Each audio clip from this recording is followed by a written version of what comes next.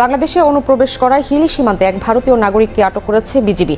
পরে তাকে ক্যাম্পে নিয়ে জিজ্ঞাসাবাদ করা হয়। অন্য সীমান্ত দিয়ে ঢুকে যাওয়া অসংখ্য কর্মীকে আটক করা হয়।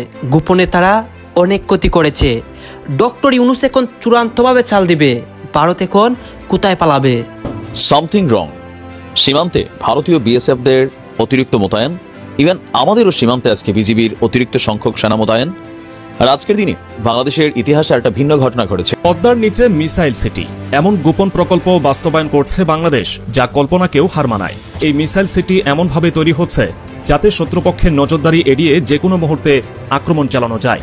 চট্টগ্রাম এবং ঢাকার মাটির নিচে গড়ে তোলা হচ্ছে অত্যাধুনিক এই সামরিক ঘাঁটি। মাটির গভীরে বিশাল এলাকা জুড়ে সামরিক ঘাঁটি তৈরি করেছেন অন্তর্বর্তী সরকারের প্রধান উপদেষ্টা ডক্টর মোহাম্মদ ইউনূস। আবার স্বৈরাচারের প্রেতাত্মাদের জন্য একটা দুঃসংবাদ হলো এই প্রথমবারের মতন বাইরে কলিজা কাহারে বলে কত প্রকার কি এটার একটা প্রমাণ দিয়েছে আমাদের ডক্টর মোহাম্মদ ইউনূস। কি এমন মেশিন আসলো যেটা দিয়া এতগুলা সিকিউরিটি লেয়ারকে ফাইরা চাঞ্চল্যকর অবস্থা, সমুদ্রে উঠেছে তুফান, আর সেই তুফান ওঠানোর যারা মূল নায়ক আমাদের। আমি হাতে নাতে দেখাতে চাই আপনাদেরকে পরিণতিটা কতটা ভয়ঙ্কর যাচ্ছে ভারতের জন্য। ভারতের রুপির মান সর্বনিম্ন এই মুহূর্তে। হিন্দুত্ববাদী সংগঠনের বাংলাদেশ বিরোধী বিক্ষোভ থেকে 100 নারী সহ কমপক্ষে 500 জনকে গ্রেফতার করেছে দেশটির পুলিশ। একেই বলে ঠেলার নাম বাবাজি। বাংলাদেশের সাথে সাম্প্রতিক উত্তেজনার জেরে নিজেদের তৈরি করা সে ফাঁদে পড়ে এখন কাতরাচ্ছে খোদ ভারতীয়রাই। এটাতে বাংলাদেশের একটা লাভ হয়েছে, সেটা হচ্ছে পুরো জাতি আমরা এক। দেশের প্রশ্নে দেশপ্রেমের জন্য আমরা এক জায়গায় চলে এসেছি, এটা হচ্ছে বাংলাদেশের লাভ। ওদের তো বাথরুম করার পায়খানা নাই, কয়েকদিন হাগার জন্য গুও থাকবে না পেটের মধ্যে, কারণ খাইতে পাবে না তো গু কোত্থেকে আসবে, হাগারও দরকার হবে না, বাথরুমেরও দরকার হবে না। আপনারা এইটা দেখেছেন, ভারতের অসংখ্য কর্মী বাংলাদেশের সীমান্ত দিয়ে ঢুকে পড়েছিল। এখন তাদেরকে কি করা হয়েছে? আটক করা হয়েছে এবং তাদের কাছ থেকে অনেক তথ্য নেওয়া হচ্ছে। দর্শক শ্রোতা, আপনারা সবাই জানেন ভারত এবং বাংলাদেশের মধ্যে একটা ঝামেলা চলছে। বাংলাদেশ কিন্তু এখন বসে নাই, বাংলাদেশও এর প্রতিবাদ করতেছে এবং বাংলাদেশও প্রস্তুতি নিচ্ছে ভারতকে কিভাবে রুখে দেওয়া যায়। এখন ভারত বাংলাদেশের কাছে মাথা নত করতে বাধ্য হবে। ভারতের গোপন জায়গায় বাংলাদেশ হাত দিয়েছে এবং ভারতের দুর্বল জায়গায় আক্রমণ করেছে। দর্শক শ্রোতা, ডক্টর ইউনূস আমাদের দেশে আসার পর থেকেই দেশকে সামনে এগিয়ে নিয়ে যাচ্ছেন। এখন কিন্তু ভারতের বিপক্ষেও তিনি বসে নাই, তিনি রুখে দাঁড়াচ্ছেন। আপনারা সম্পূর্ণ ভিডিও দেখবেন, তাহলেই কিন্তু বুঝতে পারবেন বাংলাদেশ কিভাবে বসে নাই এবং বাংলাদেশ কিভাবে ভারতের বিপক্ষে দাঁড়িয়েছে, বাংলাদেশের এতটা সাহস কোথায় পেয়েছে। দর্শক শ্রোতা, আমরা কথা বলে এই ভিডিওটা লং করছি না, আমরা সরাসরি ভিডিওর মূল আলোচনায় চলে যাচ্ছি। আপনারা সম্পূর্ণ ভিডিও দেখবেন, তারপরে কিন্তু বুঝতে পারবেন ভারতের সর্বশেষ অবস্থা কি হয়েছে এবং তাদের কর্মীগুলাকে কি করা হবে। এই যে দেখুন, এগুলা একেই বলে ঠেলার নাম বাবাজি। বাংলাদেশের সাথে সাম্প্রতিক উত্তেজনার জেরে ঔদ্ধত্যপূর্ণ আচরণ করে বাংলাদেশিদের ফাঁদে ফেলতে চেয়েছিল পশ্চিমবঙ্গের কিছু বাংলাদেশ বিদ্বেষী ভারতীয়, কিন্তু নিজেদের তৈরি করা সে ফাঁদে পড়ে এখন কাতরাচ্ছে খোদ ভারতীয়রাই। বাংলাদেশ ভারতের চলমান কূটনৈতিক টানাপোড়েনের ব্যাপক প্রভাব পড়ছে পশ্চিমবঙ্গ প্রদেশের রাজধানী কলকাতায়। সম্প্রতি সেখানকার কিছু হাসপাতাল ও হোটেলের দরজা বাংলাদেশিদের জন্য বন্ধের ঘোষণা দেওয়া হয়। কলকাতার JN রায় হাসপাতাল, ডিসান হাসপাতাল সহ একাধিক প্রতিষ্ঠান বাংলাদেশি রোগীদের বয়কটের ঘোষণা দেয়। চিকিৎসা পেতে ভারতীয় পতাকায় প্রণাম করতে হবে পাওয়া যায় এমন খবরও। কিন্তু সাময়িক উত্তেজনার জেরে এমন সিদ্ধান্ত নিয়ে নজিরবিহীন এক সংকটের মুখে পড়েছে পশ্চিমবঙ্গের পর্যটন ও চিকিৎসা খাত। গোপন প্রকল্প বাস্তবায়ন করছে বাংলাদেশ, যা কল্পনাকেও হার মানায়। শোনা যাচ্ছে এই মিসাইল সিটি এমনভাবে তৈরি হচ্ছে যাতে শত্রুপক্ষের নজরদারি এড়িয়ে যে কোনো মুহূর্তে আক্রমণ চালানো যায়। চট্টগ্রাম এবং ঢাকার মাটির নিচে গড়ে তোলা হচ্ছে অত্যাধুনিক এই সামরিক ঘাঁটি। ভারতের প্রতিরক্ষা মহলে এরই মধ্যে ছড়িয়েছে উদ্বেগ। পদ্মার নিচে এমন একটি সামরিক ঘাঁটি তৈরি করা হচ্ছে যা পুরোপুরি আন্ডারগ্রাউন্ড। এতে মজুদ থাকবে অত্যাধুনিক মিসাইল, কমান্ড সেন্টার এবং স্বয়ংক্রিয় লঞ্চ প্যাড। এই ঘাঁটি এমনভাবে পরিকল্পিত যা শত্রুর স্যাটেলাইট নজরদারি থেকে পুরোপুরি অদৃশ্য থাকবে। সেনাবাহিনীর দাবি, এই প্রকল্প বাংলাদেশের প্রতিরক্ষা ব্যবস্থাকে এক নতুন উচ্চতায় নিয়ে যাবে। চট্টগ্রাম অঞ্চলের ভূরাজনৈতিক গুরুত্বও এই প্রকল্পের একটি বড় কারণ। চট্টগ্রাম থেকে ভারতীয় 7 সিস্টার রাজ্যগুলো খুবই কাছাকাছি। এই অঞ্চলে সামরিক উপস্থিতি বাড়ানো মানে ভারতের নিরাপত্তার জন্য বড় চ্যালেঞ্জ তৈরি করা। বাংলাদেশের সামরিক সক্ষমতা বৃদ্ধির পেছনে তুরস্কের ভূমিকা গুরুত্বপূর্ণ।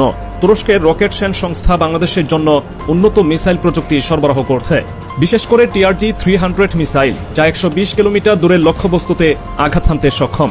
তুরস্কের এই প্রযুক্তি শুধুমাত্র মিসাইল ক্ষেত্রেই সীমাবদ্ধ নয়। বাংলাদেশ আরও অত্যাধুনিক আগ্নেয়াস্ত্র, ড্রোন এবং প্রতিরক্ষা সরঞ্জাম ক্রয় করছে।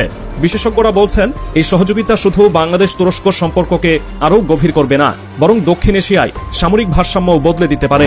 বাংলাদেশের এই গোপন প্রকল্পের খবরে ভারতের প্রতিরক্ষা মহলে চাঞ্চল্য সৃষ্টি হয়েছে। ইতিমধ্যে ভারত তাদের গোয়েন্দা কার্যক্রম বাড়িয়েছে। সীমান্তবর্তী এলাকাগুলোতে মোতায়েন করা হয়েছে অত্যাধুনিক ড্রোন এবং স্যাটেলাইট সিস্টেম। ভারতীয় গোয়েন্দাদের মতে বাংলাদেশের এই প্রকল্প কেবল প্রতিরক্ষার জন্য নয়, এটি এমন একটি কৌশলগত চাল যা শত্রুকে চাপের মধ্যে রাখার জন্য তৈরি করা হয়েছে। চট্টগ্রামের অবস্থান ভারতের 7 সিস্টার রাজ্যগুলোর একদম কাছে।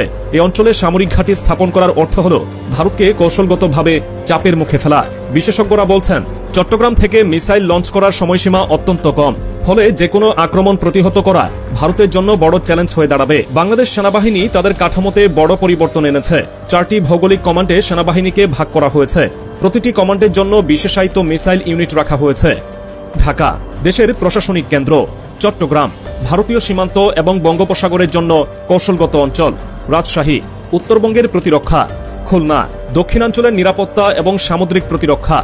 এই কাঠামো শত্রুর পক্ষে অনুমান করা কঠিন করে তুলবে বাংলাদেশ কোথা থেকে আক্রমণ চালাবে। বাংলাদেশের এই পরিকল্পনার খবর পাওয়ার সঙ্গে সঙ্গেই ভারতের প্রতিরক্ষা বিভাগ তাদের সীমান্ত এলাকায় বিশেষ সতর্কতা জারি করেছে। অসম, পশ্চিমবঙ্গ এবং ত্রিপুরার মতো সীমান্তবর্তী অঞ্চলে মোতায়েন করা হচ্ছে অত্যাধুনিক কামিকাজে ড্রোন। ভারতীয় সেনা কর্মকর্তারা মনে করছেন বাংলাদেশে গোপন সামরিক ঘাঁটি তৈরি হলে তা ভারতীয় সীমান্তে স্থায়ী হুমকি তৈরি করবে। বিশেষ করে চট্টগ্রাম থেকে মিসাইল ছুড়লে ভারতের উত্তর পূর্বাঞ্চল অল্প সময়ের মধ্যেই আঘাতের শিকার হতে পারে। বাংলাদেশের এই মিসাইল সিটি প্রকল্প কি কেবল প্রতিরক্ষার জন্য, নাকি এটি আক্রমণাত্মক প্রস্তুতির অংশ? সামরিক বিশ্লেষকরা বলছেন এই প্রকল্পের মাধ্যমে বাংলাদেশ তার প্রতিরক্ষা ব্যবস্থাকে যেমন শক্তিশালী করছে, তেমনি কৌশলগত অবস্থানকে কাজে লাগিয়ে আঞ্চলিক শক্তি হিসেবে আত্মপ্রকাশ করতে চাচ্ছে। তুরস্কের সঙ্গে বাংলাদেশের ক্রমবর্ধমান সামরিক সম্পর্ক নিয়ে ভারতের উদ্বেগ ক্রমশ বাড়ছে। তবে বাংলাদেশের পক্ষ থেকে এই প্রকল্পের বিষয়ে কোনো আনুষ্ঠানিক ঘোষণা না আসায় এটি আরও রহস্যময় হয়ে উঠেছে। বাংলাদেশ ও ভারতের মধ্যে ঐতিহাসিকভাবে ঘনিষ্ঠ কূটনৈতিক এবং সাংস্কৃতিক সম্পর্ক থাকলেও সাম্প্রতিক সময়ে বিভিন্ন ইস্যুতে উত্তেজনা বৃদ্ধি পেয়েছে। বিশেষ করে চিন্ময় কৃষ্ণপ্রভুর গ্রেফতার ভারতের প্রতিরক্ষা বিভাগ বেশ উদ্বিগ্ন। ভারত মনে করছে বাংলাদেশের ভেতরে সামরিক শক্তি বাড়ানোর এই পরিকল্পনা শুধুই প্রতিরক্ষামূলক নয়, বরং দক্ষিণ এশিয়ায় নতুন করে শক্তির ভারসাম্য পরিবর্তনের অংশ। বিশেষ করে চট্টগ্রামে গোপন মিসাইল সিটির অবস্থান ভারতের 7 সিস্টার রাজ্যগুলোর জন্য বড় ধরনের হুমকি হিসেবে দেখা দিচ্ছে। তবে বাংলাদেশের এই পদক্ষেপ কেবলমাত্র জাতীয় নিরাপত্তা এবং প্রতিরক্ষার জন্য, নাকি এটি একটি আঞ্চলিক কৌশলগত সিদ্ধান্ত, এই প্রশ্ন এখনও ভারতের জন্য রহস্যময়। ভারতের গোয়েন্দা বিভাগ জানাচ্ছে বাংলাদেশের সেনাবাহিনী এই প্রকল্প বাস্তবায়নে সরাসরি বিদেশি সহায়তা নিচ্ছে। বিশেষ করে তুরস্কের সঙ্গে সামরিক চুক্তি ভারতের উদ্বেগ আরও বাড়িয়ে দিয়েছে। ভারত মনে করছে যদি এই প্রকল্প সফলভাবে বাস্তবায়িত হয় তবে এটি শুধু ভারতের সীমান্তেই নয়, গোটা দক্ষিণ এশিয়ার নিরাপত্তার প্রেক্ষাপটে নতুন উত্তেজনা সৃষ্টি করবে। মজার ব্যাপারটা হলো, একটা কথা আছে আমাদের কুমিল্লার ভাষায়, ক্ষেতের চাক্কা খেতে ভাঙে লাইলে তোলে না। তাহলে আপনার হাতে যখন ক্ষমতা ছিল, আপনি ক্ষমতাকে প্রয়োগ করে যা যা করছেন, সময়ের পরিবর্তনে একই জিনিসগুলো আবার আপনার সাথেই ঘটা শুরু করেছে। তো মানুষের মধ্যে স্বাভাবিক একটা কি বলে যে কমন চরিত্র আছে। যখন আমি অন্যায় করি আমার কাছে মনে হয় না এটা তো ন্যাচারাল বা এটা নর্মাল, আর আমার সাথে যখন অন্যায় হয় তখন মনে হয় যে তার উপরে খোদার গজব পড়ুক, বিষয়টা অনেকটা এরকম টাইপেরই। তো যাই হোক, এই মুহূর্তে সর্বশেষ বাংলাদেশ আওয়ামী লীগের যিনি সভানেত্রী, সাবেক প্রধানমন্ত্রী শেখ হাসিনার সর্বশেষ একটা অস্ত্র ছিল বাংলাদেশের মানুষকে বা আওয়ামী লীগের নেতাকর্মীদেরকে উজ্জীবিত করতে পরিকল্পিতভাবে হোক অথবা সামহাও ফোন আলাপগুলা ফাঁস করা হোক, যেভাবেই হোক তার ফোন আলাপগুলো নিয়ে মানুষের মধ্যে কৌতূহল বা আগ্রহ ছিল। আর এই ফোন আলাপগুলো বাংলাদেশের যে সার্বিক পরিস্থিতি, সেই পরিস্থিতিকে কখনো এরকম দোলাইতো, আবার কখনো ধরেন কাঁপাইতো। এই যখন সিচুয়েশন, সরকার তো পড়ছে হার্ডলাইনে যে আসলে পরিস্থিতি যেভাবেই হোক কন্ট্রোল করতে হবে। কয়েকবার চেষ্টা করছে হয়তো ভারতের সাথে। আমরা দেখেছি ডক্টর মোহাম্মদ ইউনূস বলছে যে ভারতে শেখ হাসিনাকে চুপ থাকতে বলেন, তিনি তো চুপ থাকছেন না, বিভিন্ন জায়গায় বক্তব্য দিচ্ছেন। এখন ইংল্যান্ড, আমেরিকা সবাই বলছে বাংলাদেশ জঙ্গিদের দখলে চলে গেছে। আর এই দখলদারি সম্ভব হয়েছে শান্তির নোবেল জয়ী ডক্টর মোহাম্মদ ইউনূসের সৌজন্যে। যদি নোবেলের জনক অ্যালফ্রেড নোবেল বেঁচে থাকতেন আজ এবং দেখতেন এই দৃশ্য, তাহলে কি করতেন সেটা সঠিক বলা যায় না। তবে খুশি যে তিনি হতেন না এটা নিশ্চিতভাবে বলা যায়। হয়তো নিয়ম পাল্টে ডক্টর ইউনূসের মতো শান্তির পরাকাষ্ঠার নোবেল পুরস্কার ছিনিয়ে নেয়ার বা কেড়ে নেয়ার নিয়মটাও চালু করতেন। তবে খবর যা পেয়েছি, নোবেল কমিটির কাছে তারা যে সমস্ত খবর এসছে ইতিমধ্যে ইউনূসের নোবেল কেড়ে নেওয়ার দাবি জানিয়ে প্রায় 1.5 লক্ষ ইমেল আবেদন গেছে সুইডেনে, যার মধ্যে বাংলাদেশ থেকেও বহু মেল গেছে ভারত থেকেও। আপনাদের প্রিয় ক্যালকাটা ডায়ালগসও এই ব্যাপারে একটি মেল পাঠিয়েছে। এসব ইমেলের দাবি অনুযায়ী ইউনূসের নোবেল কেড়ে নেওয়া হবে কি হবে না এটা জেনেও কেড়ে যে নেওয়া হবে না সেটা মানুষ মোটামুটি জানে, কারণ এই সম্পর্কে কোনো নিয়ম সেখানে নেই। তো সেটা সত্ত্বেও মানুষ যে দাবিটা তুলছে তাতে বোঝা যায় ইউনূস সম্পর্কে পাবলিক পারসেপশন আজ কোথায় এসে দাঁড়িয়েছে। আর এই পারসেপশন যে শুধু সাধারণ মানুষের মধ্যে তা নয়, দিন 3 আগে ব্রিটিশ পার্লামেন্টে আলোচনা হয়েছে এই বিষয়ে।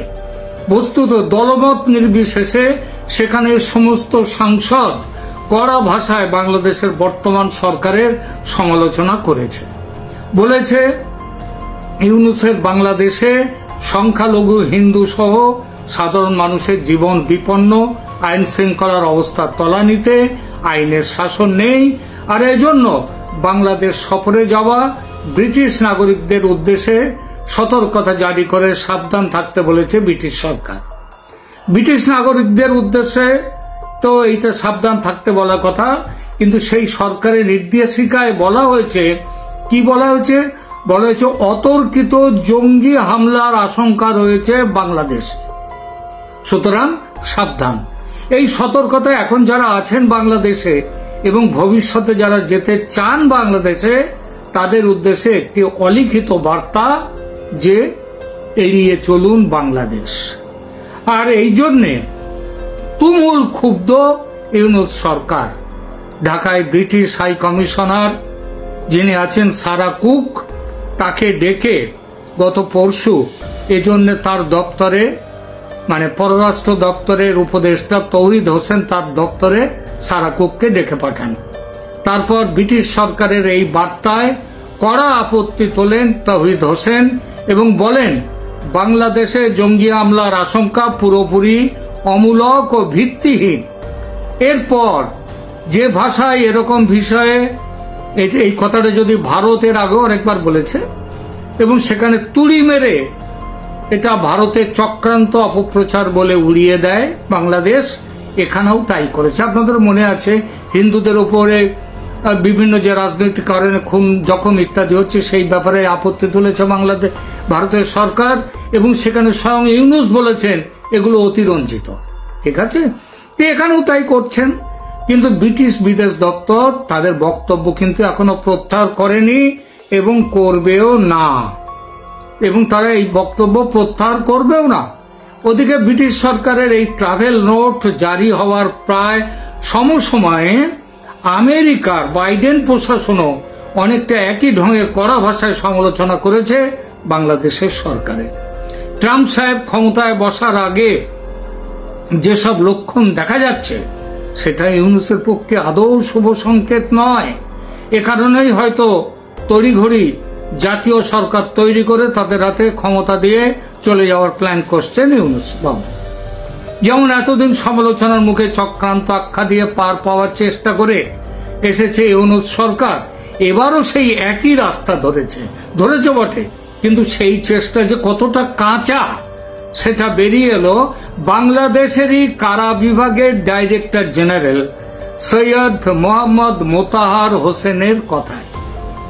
গণ অভ্যুত্থানের সময় এবং তারপর অন্তর্বর্তী সরকার ক্ষমতায় এসে কত কুখ্যাত জঙ্গিকে মুক্ত করে এই জঙ্গি প্রশাসন প্রায় তৈরি করে ফেলেছেন, একেবারে দরাজভাবে তার একটা খতিয়ান দিয়েছেন এই মোহাম্মদ মোতাহার হোসেন সাহেব।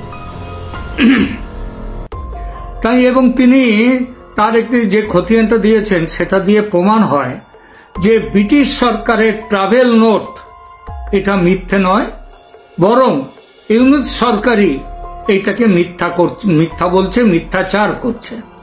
গত বুধবার এক প্রেস কনফারেন্সে, গত পরশু, আজ তো শুক্রবার, গত পরশু বুধবার 4 তারিখ এক প্রেস কনফারেন্সে সাংবাদিকদের প্রশ্নের উত্তরে ওই বাংলাদেশের কারা বিভাগের ডাইরেক্টর জেনারেল তিনি যে পরিসংখ্যান দিয়েছেন তা থেকে জানা যাচ্ছে গণ অভ্যুত্থানের সময় ছাত্র জনতা দেশের একাধিক জায়গায় কারাগার আক্রমণ করে 2200-র বেশি বন্দীকে মুক্তি করে দিয়েছে।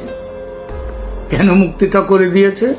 তাদের মুক্তি দিয়েছে যাতে তারা অস্ত্রশস্ত্র নিয়ে, এবং মনে রাখবেন সমস্ত কারাগারগুলো কিন্তু লুণ্ঠন হয়েছে, তো এদেরকে ছেড়ে দেওয়া হয়েছে ওইসব অস্ত্রশস্ত্র নিয়ে যাতে তারা সরকারের বিরুদ্ধে লড়াইতে নামতে পারে। এদের একটা বড় অংশ নিজেরা, এই 2200-র বেশি যারা বন্দীরা পালিয়েছিল তাদের একটা বড় অংশ পরে আইনের হাতে ধরা দিয়েছে, ধরা পড়েনি, ধরতে তাদের হয়নি, তারা স্বেচ্ছায় ধরা দিয়েছে। তাহলেও এখনো 700 পলাতক বন্দী বাইরে রয়েছে। এই পলাতকদের মধ্যে 70 জন হচ্ছে দাগি জঙ্গি আছে। এছাড়া সরকার নিজেদের সিদ্ধান্তে মুক্ত করে দিয়েছে দাগি আসামি ও শীর্ষ আসামি সন্ত্রাসী হিসেবে পরিচিত 11 জন জঙ্গিকে।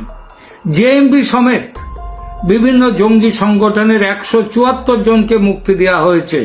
বিচার শেষে মুক্তি দেওয়া নয়, বিচার প্রক্রিয়া না সম্পন্ন করেই সরকার এদের মুক্তি দিয়েছে। এছাড়া গত কয়েকদিন আগে হাসিনার সভায় সেই কুখ্যাত গ্রেনেড হামলার সেই যে মামলা, সেই মামলায় বিচার না করেই মুক্তি দেওয়া হয়েছে, যাতে বহু মানুষের প্রাণহানি হয়েছে, বহু মানুষ হতাহত হয়েছে। সেই মামলায়, সেই গ্রেনেড মামলায় বিচার না করেই মুক্তি দেওয়া হয়েছে তারেক রহমান, বাবর সমেত আরো কিছু বিচারাধীন বন্দীদের। তাদের বিচারাধীনদের, তারেক তো বসে রয়েছেন, তিনি লন্ডনে বসে আছে, সুতরাং বন্দী বলা যাবে না, তাদের উপর থেকে মামলা তুলে নেওয়া হয়েছে। এবার তারা স্বচ্ছন্দে বাংলাদেশে আসতে পারবেন। আরো আছে ব্লগার হত্যার মূল পান্ডা আনসারুল্লাহ বাংলা টিমের শীর্ষ জঙ্গি জসিমউদ্দিন রেহমানিকে মুক্তি দেওয়া হয়েছে। মুক্ত হওয়ার পর এই জঙ্গি বাংলাদেশের দেশপ্রেমিক সেনাবাহিনীর পাহারায়, বাংলাদেশের সেনাবাহিনীকে শুধু সেনাবাহিনী বললে হবে না, তাদের নামের উপরে আগে আবার জুড়ে দিতে হবে দেশপ্রেমিক।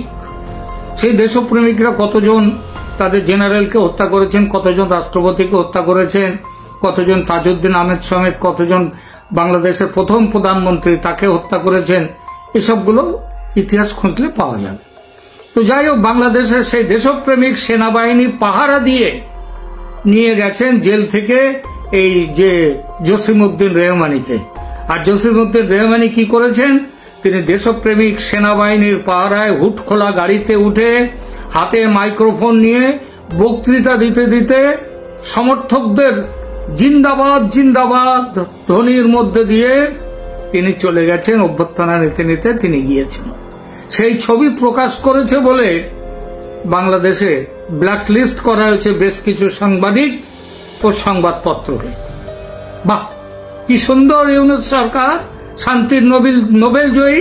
এই ঘটনা একটার দিক নয়, সারা বাংলাদেশ জুড়ে অজস্র এরকম ঘটনা ঘটছে। এটা গেল একদিক। এই জঙ্গিরা ছাড়া পাওয়ার পর এবং অভ্যুত্থান চলাকালীন থানা ও জেলখানা থেকে লুট হওয়া অস্ত্রের একটা বড় অংশ, সেগুলো কিন্তু এখন উদ্ধার হয়নি। উদ্ধারের চেষ্টা যে হচ্ছে তাও নয়, জঙ্গি ও দুষ্কৃতীদের হাতে এইসব অস্ত্র পৌঁছে যাওয়ার ফলশ্রুতি গত 3 মাসে 500-র বেশি মানুষ খুন হয়েছে।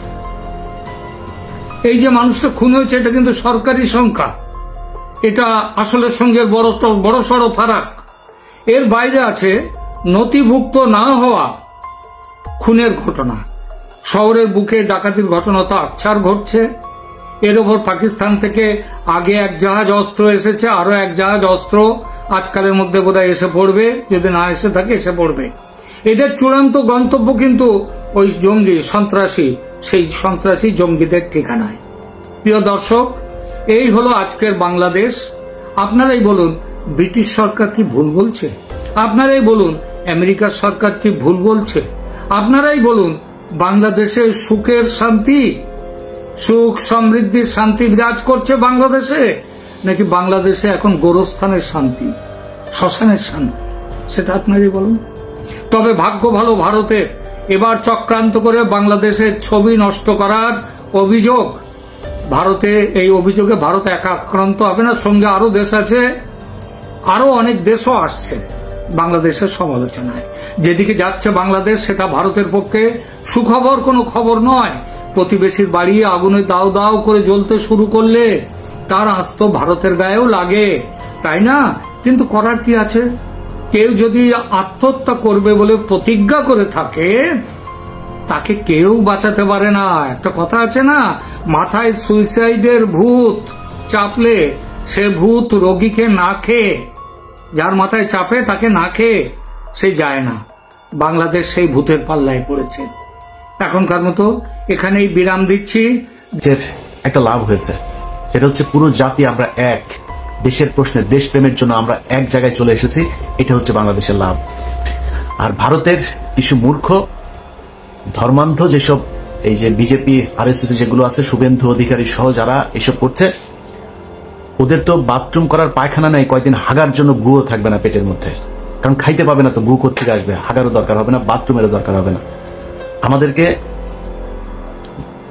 থ্রেট করা হচ্ছে, ট্রিটমেন্ট দিবে না, ওদের হোটেলে আমাদেরকে থাকতে দেবে না। আলহামদুলিল্লাহ, আমি খুব খুশি হয়েছে যে বাংলাদেশের মানুষ ওই দেশে ঘুরতে যাবে না। পাকিস্তানে ঘুরতে যাব, অনেক সুন্দর সুন্দর জায়গা আছে পাকিস্তানে, পোর্ট এন্ট্রি ভিসা নিয়ে যাবেন, এখানে কোনো ভিসা টিসা লাগবে না, ঢুকে যাবেন, ঘুরে টুরে চলে যাবেন, পাকিস্তানের ভাইয়েরা আপনাদেরকে আদর আপ্যায়ন করবে। সো পাকিস্তান যাবেন। যারা ব্লগ করেন বিভিন্ন ইন্ডিয়ান জামা কাপড় নিয়ে করতেন, কসমেটিক্স নিয়ে করতেন, পাকিস্তানের জামা কাপড়ের মান অনেক ভালো। বিভিন্ন প্রোডাক্ট, বিভিন্ন ইলেকট্রিক সামগ্রী আমরা পাকিস্তান থেকে আনবো, ইন্ডিয়া থেকে আনবো না। আমি বাংলাদেশের যারা কিনা বিজনেস করেন তাদের কাছে অনুরোধ থাকবে পাকিস্তানের সাথে সম্পর্ক আরো সুদৃঢ় করার। গ্যারান্টি দিলাম, এই বাংলাদেশের উপরে যদি কোনো বিদেশি আগ্রাসন, যে কোনো পৃথিবীর যেই দেশেরই আগ্রাসন আসুক, সবার আগে বাংলাদেশের মানুষের সাথে পাকিস্তান দাঁড়াবে। অতএব তাদের অর্থনৈতিক যে ভিত সেটা মজবুত করার জন্য আমরা তাদের কাছ থেকে জিনিস কিনবো, আমাদের জিনিস তারা কিনবে, তাদের সাথে সাংস্কৃতিক, অর্থনৈতিক, রাজনৈতিক সব ধরনের একটা সম্পর্ক হইতে হবে। 1971 সাল ইজ গন, আমরা 71 সাল নিয়ে তাকাই না। 71 সালের মতো বাংলাদেশ পাকিস্তান জীবনে কোনোদিন আলাদা হবেও না। এটা একসাথ করার সময় ব্রিটিশদের চাল ছিল, একটার ওই মাথায় একটার এই মাথায়, সো এটা এমনিতেই আলটিমেটলি থাকতো না। আমরা এখনো এক হইতে চাই না, কিন্তু সম্পর্কটা মজবুত হইতে হবে। আমার দেশের কোনো সমস্যার জন্য যাতে পাকিস্তান তাদের পারমাণবিক অস্ত্র থেকে শুরু করে যা যা প্রয়োজন সেটা যাতে আমরা মনে করতে পারি এটা আমাদের, এবং ভারত সেটার জন্য যেন ভয় পায়, আমাদের সেই সম্পর্কটা তাদের সাথে থাকতে হবে। অতএব আমরা পাকিস্তান যাব। যারা চিকিৎসক, আপনাদের কাছে অনুরোধ, আমাদের এখন সবচেয়ে বড় সমস্যা যেটা আমরা মনে করছি যে না পারতে অনেক মানুষকে ভারতে যেতে হয়। আপনাদের বাংলাদেশের চিকিৎসকদের কাছে হাত জোর করে অনুরোধ করছি, বাংলাদেশে অনেক খারাপ ডাক্তার আছে, অনেক খারাপ হাসপাতাল আছে, অনেক ভালো মানুষও আছে। অতএব ভালো মানুষ ডাক্তার যারা আছেন, ভালো মানুষ বিজনেসম্যান যারা আছেন, আপনাদের কাছে অনুরোধ, গাজীপুর, নারায়ণগঞ্জ, সাভার, অন্তত এইসব জায়গাগুলোতেও, বিভাগীয় শহর, এই জায়গাগুলোতে যদি বড় বড় কিছু ভালো ভালো হসপিটাল করেন, যেটার এই ডাকাতি করবে না, রিপোর্ট করার নামে, টেস্ট করার নামে মানুষের গলা কাটবে না, এরকম অন্তত সারা বাংলাদেশে 10 জন মানুষকে আপনারা নাই, 10 জন মানুষ 10টা জায়গায়, বিভাগীয় শহরগুলো সহ ঢাকার এই শহরতলি জায়গাগুলোতে কয়েকটা হাসপাতাল করেন। আমার বিশ্বাস বাংলাদেশের মানুষ এখানে যদি ভালো ট্রিটমেন্ট পায় তাহলে বিদেশে যাবেন। আপনাদের কাছে অনুরোধ, ডাক্তারদেরকে এগিয়ে আসতে হবে। সো আপনারা এটার ব্যবস্থা নেন। আমার যতটুকু গ্রহণযোগ্যতা আছে, আমার যতটুকু পরিচিতি, আমার সোশ্যাল মিডিয়াতে যতটুকু মানুষের কাছে যেতে হয়, আমি আপনাদের এই হাসপাতাল করার জন্য যত প্রচারণা দরকার আমি আমার জায়গা থেকে করব। সবগুলো ক্ষেত্রে আমি আপনাদের সাথে থাকবো। আপনাদের কাছে অনুরোধ, এই চিকিৎসা খাতটাকে একটু বাঁচান, বাংলাদেশের মানুষ যাতে আর ইন্ডিয়াতে চিকিৎসার জন্য যেতে না হয়। অতএব আমরা যেই অবস্থাটা দেখছি, এটাতে আমার বিশ্বাস ভারতের এখনো ক্ষতি হচ্ছে, সামনেও ক্ষতি হবে। কারণ আমাদের ভেতরে যে দেশপ্রেম, যে ভারত বিরোধী আমাদের যেই মানুষের ভেতরে একটা সেন্টিমেন্ট তৈরি হয়েছে, সেটাকে তারা আরো পোক্ত মজবুত করছে, শুধু একটা দল ছাড়া, সেটা হচ্ছে এই আওয়ামী লীগ। অতএব ওদের বাপের জন্ম হয়েছিল অবৈধভাবে, ওর বাপের ইয়ে হচ্ছে ইন্ডিয়ানরা, আর ওদের ভিতরে রক্তটাও ঢুকে আছে। ওইটা যত আওয়ামী লীগ যারা করে সবগুলি হচ্ছে গিয়া ওদের এই রক্ত হচ্ছে গিয়া, মানে ওরা সব জাউরা। এই জাউরাদেরকে কোনোদিন আপনি পাবেন না। এখনো পর্যন্ত তেনা পেঁচায়া পুচায়া ওদের গ্রুপগুলোতে, আমার আগের প্রোগ্রামটা করেছি না, সেখানে আমি তো ওদের গ্রুপের মধ্যে ছিলাম। সেখানে ওদের কাজ হচ্ছে বিভিন্ন ধরনের আপনার করা, এই যে বানানো, কি বলে, রিপোর্ট, এগুলোরে ওরা এই আমেরিকাতে, তারপর ইউরোপের বিভিন্ন দেশের বিভিন্ন গোয়েন্দা সংস্থার কাছে ওরা এগুলো পাঠাচ্ছে। সেখান থেকে নিজু মজুমদার ওগুলি ইমেল অ্যাড্রেস দেয়, এই ইমেল অ্যাড্রেসে এইটা লিখে পাঠান, এইভাবে লিখে দিচ্ছে। তো লিখে তারপরে কি দিচ্ছে যে বাংলাদেশে হিন্দুদেরকে অনেক, আজকে 30 জনকে ধর্ষণ করেছে, কালকে 40 জনের বাড়িঘর ভাঙচুর করেছে, আজকে অমুক জনের ছবি দেয়, হিন্দু একজনের ছবি দেয় ধুতি টুতি পরা, এদেরকে এইভাবে আজকে ইন্ডিয়া পার হয়ে যেতে করছে।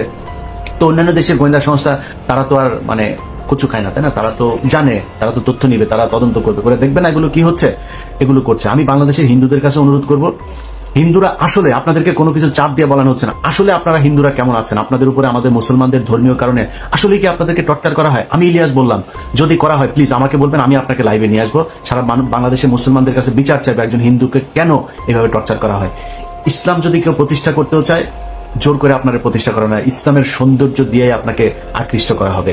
সো আপনার যদি মনে হয় যে আপনাকে মুসলমানরা টর্চার করে, আপনি আমাদের বলেন, আমরা আপনার পাশে দাঁড়াবো। আমি কথা দিচ্ছি, অনেক মানুষ হয়তো মনে করেন আমি খুব হিন্দু বিদ্বেষ, আরে ভাই আপনার বিদ্বেষ দিয়ে আমি কি করবো?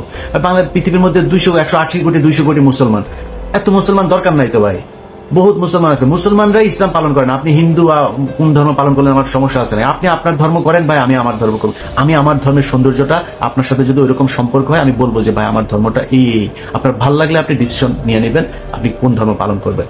সো আপনাদেরকে জোর করে কেউ ধর্ম পালন করাইতে যাবে না, এবং ধর্মের কারণে বাংলাদেশে কোনোদিন কোনো হিন্দুর উপরই করে না। যদি সত্যবাদী হয়ে থাকেন তাহলে স্বীকার করবেন এই বাংলাদেশে সবচাইতে বেশি নির্যাতন হিন্দুদের উপর করেছে আওয়ামী লীগ।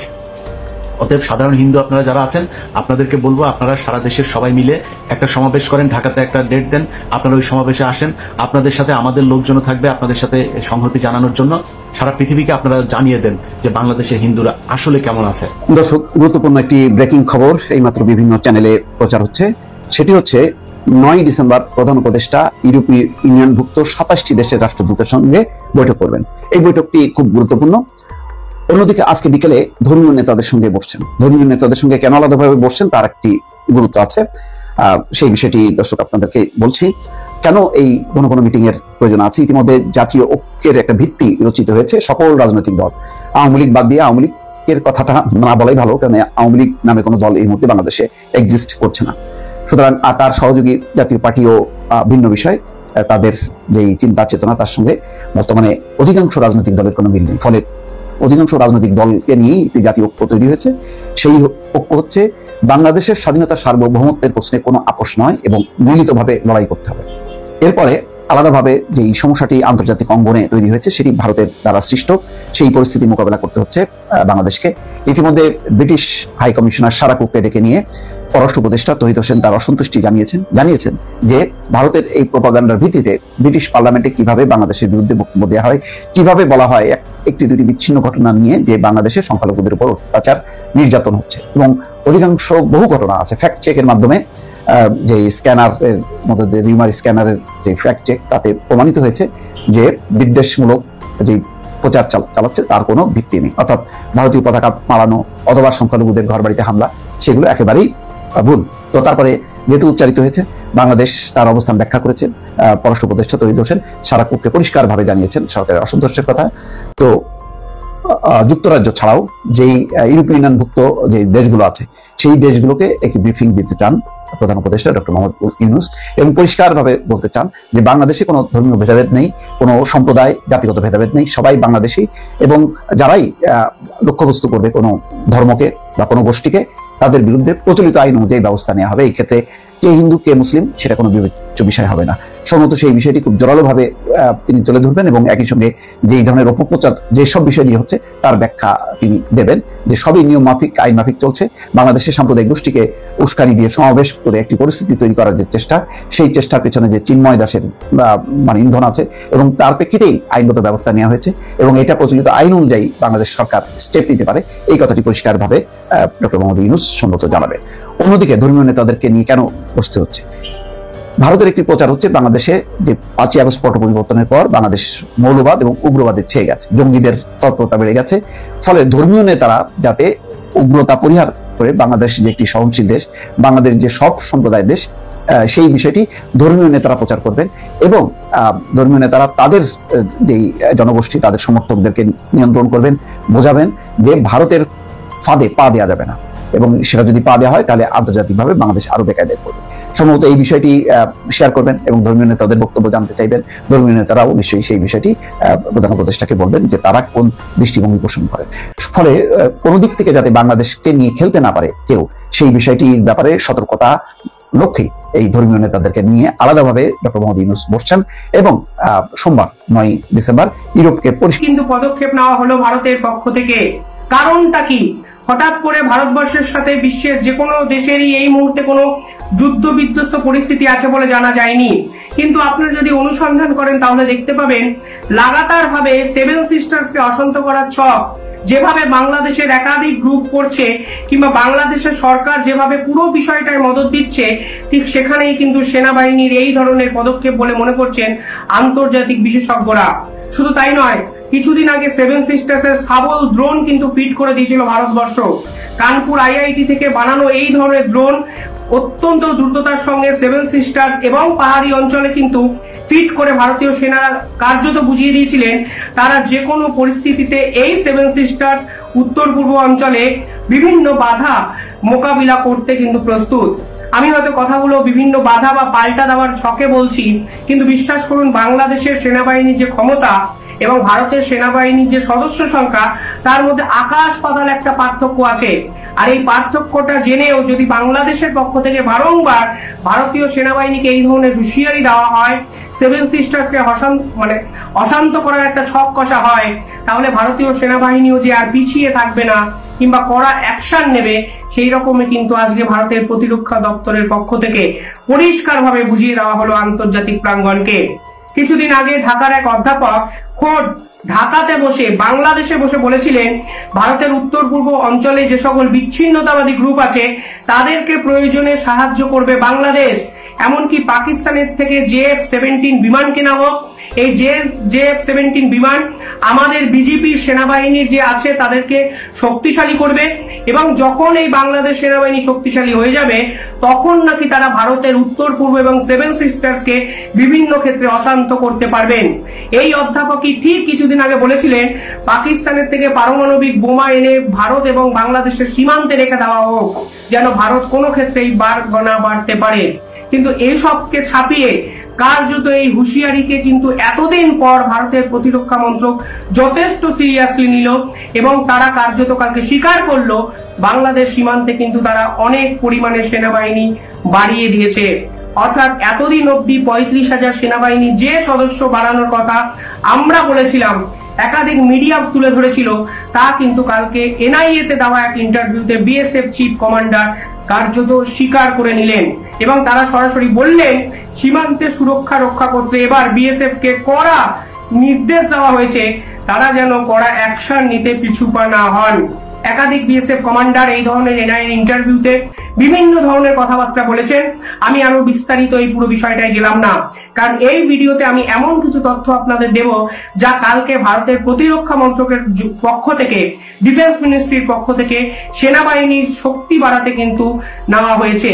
হঠাৎ করে ভারতের সেনারা এই রকম ভাবে তৎপর হয়ে যাওয়ায় নিঃসন্দেহে মোহাম্মদ ইউনূস সরকারের কিন্তু ঘুম উড়ে যেতে বাধ্য।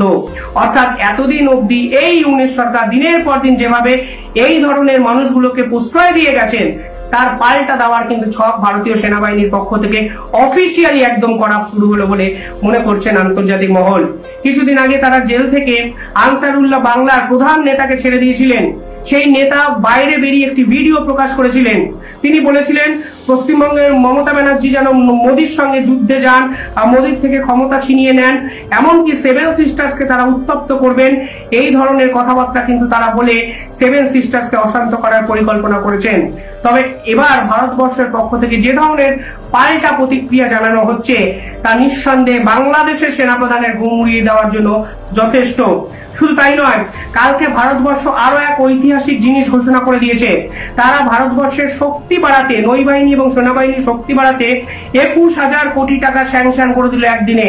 শুধু তাই নয়, যদি সংখ্যাটা দেখেন তাহলে হচ্ছে 21,772 কোটি টাকা কালকে অফিসিয়ালি স্যাংশন করেছে এই সেনাবাহিনীর জন্য কালকে ভারতের প্রতিরক্ষা মন্ত্রক, এবং পাশাপাশি আরো নতুন 5টি প্রকল্প নেওয়া হয়েছে। যে 5টি প্রকল্প যদি আমি আপনাদের বলি তাহলে আপনারা নিজেরাও বুঝতে পারবেন কার্যত উত্তর পূর্ব ভারতকে সিকিউর করার একটা চেষ্টা ভারতীয় সেনাবাহিনীর পক্ষ থেকে করা হচ্ছে। অর্থাৎ উত্তর পূর্ব সীমান্তে যেরকম থ্রেট প্রতিবেশী দেশগুলো দিচ্ছে, আরো বকলমে চীন এবং বাংলাদেশ দিচ্ছে, তার পাল্টা হিসাবে ভারতীয় সেনারা কিন্তু এবার অত্যন্ত তৎপরতা দেখাতে শুরু হলো। একাধিক নতুন অস্ত্রশস্ত্র কেনার পরিকল্পনা করেছেন কিন্তু ভারতীয় প্রতিরক্ষা মন্ত্রক। J-72 ট্যাঙ্ক কেনা হচ্ছে, T-90 ট্যাঙ্ক কেনা হচ্ছে, অর্থাৎ T-72 এবং T-90 ট্যাঙ্ক কিনে কার্যত যুদ্ধ মোকাবিলার জন্য যে সকল ট্যাঙ্ক ব্যবহার করা হয়, সেনাবাহিনী কিন্তু সেই সকল ট্যাঙ্ক এবার ব্যবহার করতে চলেছে। পাশাপাশি বিএমপি এবং সুখোই ফাইটার প্লেনের ইঞ্জিন বিপুল আকারে কিনছে ভারত সরকার। আর এই সুখোই ফাইটার জেট কিন্তু সরাসরি উপর থেকে আক্রমণের জন্য ব্যবহার করে ভারতীয় সেনা। পাশাপাশি নতুন 5টা চুক্তি কালকে ভারতের ডিফেন্সের মিনিস্ট্রির পক্ষ থেকে কিন্তু ঘোষণা করা হয়েছে।